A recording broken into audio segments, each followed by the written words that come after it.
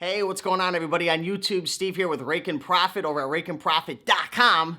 Coming back to you guys with another video, and in today's video, I want to share with you one thing that I learned from my main man, Jason T. Smith. So if you guys didn't have a chance to check out the live interview that I did with Jason T. Smith, be sure to check that out right here. It was definitely an awesome interview, and we talked a lot about eBay, and I learned so many things, but there was one thing specifically that I learned, and one thing that I'm gonna be implementing in my business, and I'll definitely keep you posted with it, but I think it'll help you guys out a lot based on the change that eBay made. So the one thing that I learned from Jason T. Smith is now when customers are searching for eBay items to purchase on their mobile device, when they're looking through the descriptions, say for example, you have a Ralph Lauren polo shirt and they're looking through the description, eBay's only showing 800 characters now when they're looking at the actual description area. So what it means is if you've got a description area with like 2,000 characters, eBay's gonna make a decision based on what they wanna show the customer. And from what I'm thinking is,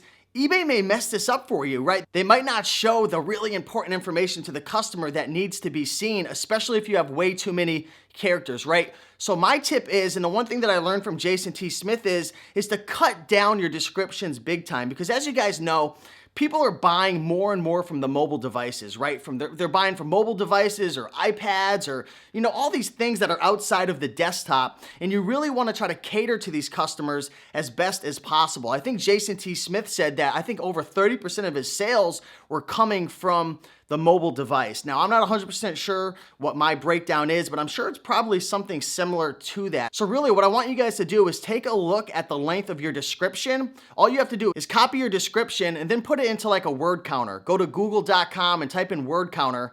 Take your description, post it in there, and it'll tell you how many characters you have. The crazy thing is, as you guys know, I've shared this with you before, I actually copied my entire clothing template and I pasted it into the word counter, and I had over 3,000 characters in my actual description, and that was just like way too much. And I could only imagine what eBay was doing when the mobile customers were looking at my description. They were probably cutting out like 70% of it. And I bet you there was a lot of valuable information that wasn't being shown. So what I'm gonna be doing, guys, is cutting down my description like crazy. I'm gonna be getting rid of all the stuff in there that's not necessary, like all my payment options, return options, international. I had a whole bunch of junk that was clogging up my description that really didn't have to be there. You can communicate a lot of this stuff with your customer through the item specifics, through your return policy. You don't have to put it in your description. So just wanted to share this cool little tip that I learned from my main man, Jason T. Smith, during our live show, and hopefully this helps, guys. Definitely go over to Google, find the word counter,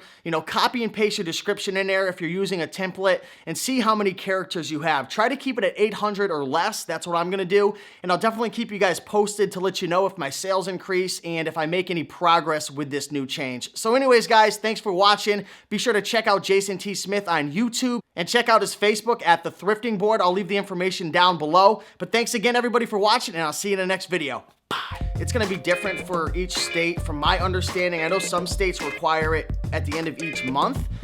Over here in Connecticut, where I live, we have to pay the sales tax to Connecticut quarterly, so every 3 months. So that's one part of the mix. And then the second part is the income tax that you can either pay quarterly, every quarter, or at the end of the year. So let's talk about, should you pay your income tax